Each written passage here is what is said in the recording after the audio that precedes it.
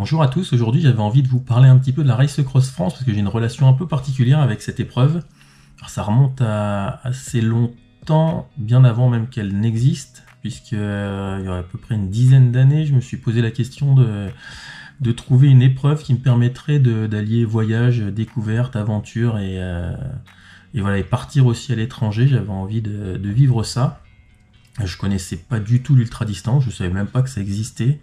Et j'ai cherché pendant longtemps sans rien trouver. Et puis un jour, je me suis souvenu d'un film que j'avais vu il y a très longtemps. Je me rappelais plus du titre, mais ça se passait aux États-Unis et c'était des coureurs ouais, c'était une épreuve à étapes assez longue en Californie ou en, enfin, je savais plus exactement où c'était, mais j'avais ce souvenir de cette épreuve-là. Et du coup, j'ai tapé course longue distance États-Unis et à force de recherche, je suis tombé sur des articles sur la Race Cross America. Du coup, je me suis renseigné sur cette épreuve-là. J'ai vu qu'il y avait à l'époque, il y avait des qualifications qui se passaient que sur des épreuves de 24 heures. Donc, il y en avait une en Italie, il me semble, à l'époque, et enfin, il y avait déjà la Race Cross Italie, je pense. Ouais. Et il y avait une épreuve aussi de 24 heures en Angleterre. Du coup, voilà, j'étais en train de me renseigner sur qu'est-ce qu'il fallait pour avoir comme entraînement pour pouvoir s'aligner sur une telle épreuve. Et puis, euh, et puis après, mon papa est tombé malade. Du coup, j'ai laissé ça de côté. J'ai arrêté tout le sport pendant à peu près 6 ans. 6 ans pendant lesquels bon, je l'ai accompagné sur sa fin de vie, puis après le temps de digérer, de régler tous les problèmes après son décès. Et en 2019, d'un seul coup, j'avais suivi du coup l'arrivée de la Race Cross France, la Race Cross France, et du coup j'avais dans la tête d'y aller, de m'y inscrire quand je serais prêt. Et bon, sur un coup de tête, je me suis inscrit directement sur la Race Cross France 2500 km. Ça, c'était en septembre 2019. Ça faisait plus de 6 ans que j'avais pas fait de sport, j'avais pris énormément de poids et je me suis dit bon bah, ça laisse du temps quand même pour s'entraîner. Et donc me voilà en début 2020 avec cet objectif. Donc j'étais inscrit pour le départ à Mandelieu à l'époque. Le Covid est arrivé, du coup là toutes les épreuves, j'avais prévu 2 ou 3 épreuves dont il me semble que c'était le Biking Man Laos, une épreuve de 1000 km que j'avais ou sur laquelle je m'étais inscrit aussi pour dans l'optique initiale en fait qui était de trouver des aventures à faire à l'étranger. C'était un peu une excuse que ce soit une épreuve en fait pour y aller. Du coup ces épreuves-là ont tous été annulées, on a été confinés, donc je me suis beaucoup entraîné sur Home Trainer. Du coup ça c'est quelque chose qui est resté dans mon processus et dans mon programme de préparation aujourd'hui. Je me fais encore souvent souvent on m'envoie des messages par des gens qui comprennent pas, mais voilà, moi je m'y sens bien sur l'home trainer et finalement c'est un mode d'entraînement qui me convient bien et surtout ça garde de la fraîcheur dès que je sors en extérieur. J'ai tellement envie d'aller rouler en extérieur que les tours de roue en extérieur sont toujours meilleurs quand j'ai fait longtemps beaucoup d'home trainer avant. Voilà, je m'éloigne du sujet. Et donc oui, cette épreuve, je savais pas du tout, je trouvais il y avait rien à cette époque-là sur comment s'entraîner, sur ce qu'il fallait avoir donc je m'étais fait un programme tout seul en me disant au début bah tiens, c'est 2500 km, on va essayer d'arriver avec 25 000 km au départ. Je dis ouais, c'est pour multiplier par 10, c'était facile. Alors, j'ai commencé à noter sur un programme, sur un calendrier tous les kilométrages qu'il faudrait pour y arriver. Là, j'ai vite compris qu'arriver avec 25 000 km, ça allait pas être possible. Du coup, j'ai tout modifié, et puis j'ai fait ce qui me semblait être le mieux avec des échéances une fois par mois d'aller faire mon premier 200 depuis je crois que j'avais jamais fait 200 d'ailleurs kilomètres. Mon premier 200 puis mon premier 250 et ainsi de suite, mais de toute façon tout a été arrêté par ce confinement. Alors j'ai fait quand même j'avais tenté de faire un 24 heures sur Home Trainer, mais mais j'avais échoué, j'ai dû faire 12 ou 13 heures parce que ouais, au niveau de la selle, ça faisait vraiment trop mal. Euh, J'avais aussi acheté des prolongateurs qui sont arrivés pendant le confinement. Et du coup, je les ai montés sur mon vélo que j'allais utiliser sur la Race Cross France. Et le premier jour ou le deuxième jour où on a été libéré, je suis parti faire 185 km. Et j'ai tout de suite vu que c'était quand même hyper intéressant d'avoir ces prolongateurs. J'ai quasiment fait les 185 km sur les prolongateurs à une bonne moyenne, une moyenne plus élevée que ce que je pensais pouvoir faire. Donc j'étais plutôt content, mais c'est vrai que j'avais commencé à avoir des douleurs à la nuque et j'avais pas imaginé que ça allait prendre ces proportions. Ouais, je sais pas ce qui s'est passé, mais j'ai eu très très mal par la suite.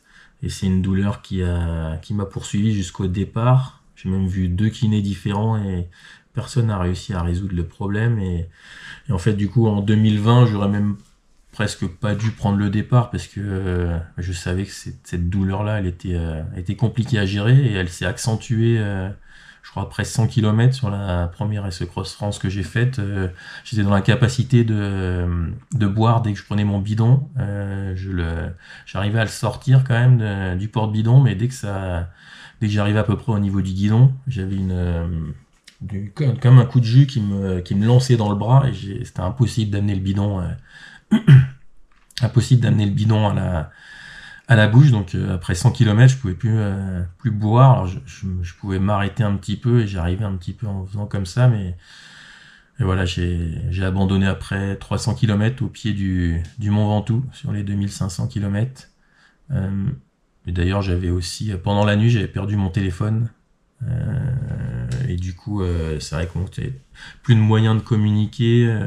Si tu as un problème, c'est aussi quelque chose qui m'avait posé question. Et voilà, ça s'est bien terminé parce que ce téléphone a été retrouvé par un trailer qui s'est dit, bah tiens, j'ai entendu parler de la Race Cross France. C'était un gars qui a fait ça, ou je sais plus s'il a vu une photo sur le téléphone, mais il a communiqué avec l'organisation qui m'a prévenu. Et du coup, on a réussi à prendre rendez-vous et je suis parti retrouver mon téléphone, et d'ailleurs l'organisation m'avait proposé de continuer la course et que pour moi le cut-off, surtout le premier, bah, il m'autorisait à passer après parce qu'il y avait eu cet incident-là, mais je leur ai pas dit que j'avais cette grosse douleur qui me permettait pas de continuer. En fait, c'était juste pas possible de continuer comme ça. Voilà, 2020, ça s'est fini très rapidement, du coup, ouais, après 300 km, ouais, j'ai pas monté le Ventoux. Du coup, en 2021, moi, je suis revenu pour finir, et puis aussi pour faire un bon temps. Donc, je me suis quand même pas mal entraîné, et j'ai fini en un peu plus de 7 jours et demi, je crois. Voilà, c'était une belle performance pour moi, et puis c'était la première fois que je finissais. En 2022, du coup, je suis revenu en me disant, bah, je vais essayer de progresser et d'aller chercher cette barre des 7 heures. Donc, il fallait que je gagne une demi-journée à peu près, je crois, sur le parcours de l'an dernier. Et puis, finalement, je suis parti très très fort, mais sans me mettre dans le rouge. J'étais vraiment bien et j'avançais très vite. Faut dire que cette édition-là, on est parti du Touquet, du coup on avait le vent dans le dos au début et je m'en suis bien servi aussi. Mais j'ai eu énormément de mal à dormir. Je me suis forcé à me poser pour dormir, mais à chaque fois j'arrivais pas à m'endormir, ou très peu. Et voilà, ce qui devait arriver arriva. Après 2100 km, je crois, je me suis assoupi et je suis tombé. Là, j'ai prévenu l'organisation parce que j'ai tapé quand même très fort j'ai fait un salto avant et j'ai tapé le casque sur un gros bloc béton d'une structure qui permettait de faire passer les eaux d'un côté à l'autre de la route là, parce que c'était un peu dans les montagnes là. Et du coup, l'organisation m'a dit, il faut absolument aller faire des contrôles. Et il y a un hôpital là qui est pas loin de toi. Et je lui ai dit non, j'ai pas besoin, tout va bien. Mais à force qu'ils me disent ça, j'ai pas voulu les inquiéter plus que ça. Du coup, je me suis dirigé vers l'hôpital et eux, ils m'ont gardé pendant une douzaine d'heures parce que je suis arrivé, il était 4 heures du matin. Donc voilà, il fallait attendre que le radiologue arrive et tout. Enfin, ça a été assez long et quand je suis sorti de l'hôpital, enfin en rentrant, quand j'ai chuté, je devais être en 4e position à peu près. Et quand je suis sorti de l'hôpital, ça fait, je me suis arrêté pendant 12 heures. Il y avait un orage de dingue qui s'annonçait. Ça a commencé à pleuvoir et du coup je suis resté un peu à l'abri à regarder cette eau tomber. Et je me suis posé la question de savoir si j'allais continuer ou pas. Et très rapidement je me suis dit ouais, mais si tu continues pas, de toute façon faut que tu ailles à l'arrivée récupérer tes affaires. Donc si tu coupes d'ici, ben ouais, j'allais faire 300 km au lieu de 400. Tu gagnais pas énorme, voire 350 même. Enfin, je gagnais pas énormément en coupant en vélo, prendre le train. Fallait faire des changements. Ça avait pas trop d'intérêt non plus. Du coup, j'ai pris la décision de continuer et j'ai fini cette race cross France. Je crois que j'ai fini à la même avec les 12 heures d'arrêt, j'ai fini à la même position à peu près que l'année d'avant. Donc j'étais vraiment en forme, mais surtout quand j'ai attendu comme ça, quand je suis sorti, qu'il y avait cet orage-là, j'ai pris conscience que j'avais dépassé aussi la limite que moi je m'étais fixée en commençant l'ultra distance, c'est-à-dire que je m'étais dit que je continuerais jusqu'à temps que si un jour je somnolais, je tombais à cause du manque de sommeil sur une épreuve, j'arrêterais l'ultra distance. Donc j'ai fini, mais avec cette idée en tête que c'était la dernière épreuve que je ferais. Mais ouais, je reparlerai du sommeil et des choses que je pensais que c'était une qualité que j'avais. En fait, c'est une qualité qui s'est retournée un peu contre moi. Mais ouais, c'est intéressant, mais il faudrait reparler plus longuement et parler que de ça. Du coup, j'ai fini été 2022 en me disant que c'était la dernière épreuve que je ferais. Et je pense que c'est en septembre où les annonces ont été faites sur la Race Cross France qui changeait de parcours et qui partait vers l'est de la France. Et c'est vrai que le parcours m'a donné envie de revenir. Puis je me suis dit non, voilà, t'as dépassé tes limites, t'as dit que tu retournerais pas, donc non. Et après je me suis dit mais pourquoi pas y retourner en duo. Ça avait plusieurs avantages, c'est-à-dire que je voulais plus y retourner à cause du problème de sommeil. Je me suis dit si on est deux, et ben on pourra se soutenir par rapport à ça, et si l'autre voit que je suis trop fatigué, il pourra me dire non, là on arrête tout de suite, et voilà. Et puis c'était un moment de partage, donc j'ai commencé à chercher, j'ai mis des annonces, j'ai fait des communications en disant que je cherchais des personnes. J'ai proposé à plusieurs personnes, il y en a 2 qui m'avaient dit qu'ils étaient potentiellement intéressés, donc le cheminement a fait que dans ma tête je me suis dit j'allais y retourner. Bon, le temps est passé. Voilà, j'étais sûr d'y retourner. Et quand ces 2 personnes m'ont dit maintenant finalement je peux pas parce que j'ai des obligations qui me permettent pas d'être disponible à cette période-là pour aller faire cette course. Et du coup je me suis retrouvé avec un état d'esprit un peu différent où je savais que j'avais pas envie d'y retourner, que j'avais un peu sûrement de l'appréhension aussi avec cette chute et j'avais dépassé mes limites, et en même temps j'avais dans la tête d'y participer, donc je me suis réinscrit. Quand je me suis réinscrit, je me suis dit il faut que je fasse au moins une épreuve avant. Du coup, comme il y avait la Race Cross Paris que j'avais pas faite au mois d'avril avec les 1000 km, je me suis dit tiens, c'est parfait, on va mettre ça comme objectif intermédiaire, et je me suis inscrit sur la Race Cross Paris. Et c'est vrai que quand c'est pareil, bon, je pourrais parler plus longuement, mais quand je suis arrivé, je me suis pas senti spécialement à ma place. Ouais, le côté j'aurais dû arrêter l'ultra distance est revenu, et j'avais du mal à me dire que j'allais prendre le départ de l'épreuve. Sinon, je suis parti, ça s'est hyper bien passé jusqu'au lever du soleil, où je suis arrivé sur un accident, un concurrent qui était tombé, un autre qui avait sécurisé. Et du coup, j'ai attendu avec eux que les pompiers arrivent, et voilà, une fois qu'il était en sécurité avec les pompiers, on a repris la route à 2. Au début, vraiment dans le silence, en fait, on se parlait pas du tout, et moi je roulais, je voyais la route devant moi, et et en superposition, je voyais l'image de ce coureur sur la route et je pensais pas à ma chute à moi, mais je pense que ça m'a renvoyé à ça, au fait que je m'étais dit que j'allais plus refaire d'ultra distance et que là je me retrouvais sur une autre épreuve d'ultra distance et que ça avait plus sens à ce moment-là. Et du coup, finalement, quand le second coureur m'a dit, bah tiens, moi j'ai envie d'arrêter. Et moi, j'avais largement les moyens de continuer, mais ouais, j'avais vraiment plus l'envie. J'ai dit, vas-y, je te suis. Et puis, il m'a dit, non, mais t'arrêtes pas, toi, continue. Je suis, non, mais j'ai plus de. Je lui ai expliqué que j'avais cette vision-là, que j'arrivais pas à me l'enlever de la tête et que ça faisait, je sais pas, ça faisait 150 ou 200 kilomètres encore on a fait après avoir tombé sur cette chute-là et voilà, du coup, j'étais plus dedans et que ça avait plus vraiment de sens pour moi de continuer. Donc il y avait la Race Cross France qui arrivait. J'étais revenu sur ce fait où je me sentais plus à ma place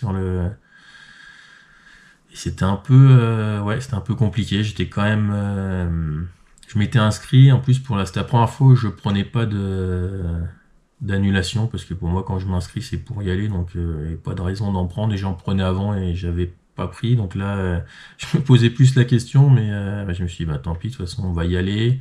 J'ai eu du mal à m'entraîner après, du coup comme si mon esprit me mettait toutes les barrières du monde pour que j'arrive pas suffisamment en forme pour arriver au bout et pas prendre de risques en fait. Ce qui est pas forcément vrai parce que moins t'es entraîné, je pense plus t'as de risque d'être plus fatigué que ce qu'il faudrait et tomber là-dedans. Donc mais voilà, j'étais quand même prêt à y aller et finalement 2 semaines avant le départ, j'ai eu une obligation qui est tombée. On m'a imposé un rendez-vous que j'ai essayé de décaler. On m'a fait comprendre gentiment que c'était pas à moi de décider, que voilà, j'avais ce rendez-vous là où je serais sanctionné. Donc ce rendez-vous, il était 4 jours après le départ de la Race Cross France et finalement j'ai essayé un peu de négocier le déplacement quand on m'a dit une fois que c'est pas possible de le déplacer. Finalement c'était une excuse pour pas prendre le départ et c'était assez en adéquation avec ce que je vivais cette année-là et avec ce que j'avais vécu en 2022 après la chute. Donc finalement c'est pas grave. J'ai pris la décision. En fait, de toute façon, j'ai pris la décision, j'avais pas le choix, donc je savais que je prendrais pas le départ. Et on était 2 semaines avant le départ. C'est ça, ouais, à peu près 2 semaines avant le départ, et je me suis dit, j'avais commandé un vélo qui devait arriver pour le départ de la Race Cross France, mais il y a des problèmes d'approvisionnement de pièces, donc ça avait pris un peu plus de temps. Et je me suis dit, mais pourquoi pas, s'il arrive à temps, partir avant et faire le circuit tout seul, parce que finalement la compétition ultra ne m'intéressait plus forcément, mais faire le parcours, ça me motivait toujours. Et j'ai attendu, j'ai relancé le magasin quasiment tous les jours, et début de semaine d'après, il me dit c'est bon, normalement ça arrive demain. Et je me suis dit, si t'es OP et les dernières pièces arrivent demain, qu'on les monte, je viens demain, je récupère le vélo et je monte au Touquet et je prends le départ tout seul de la Race Cross.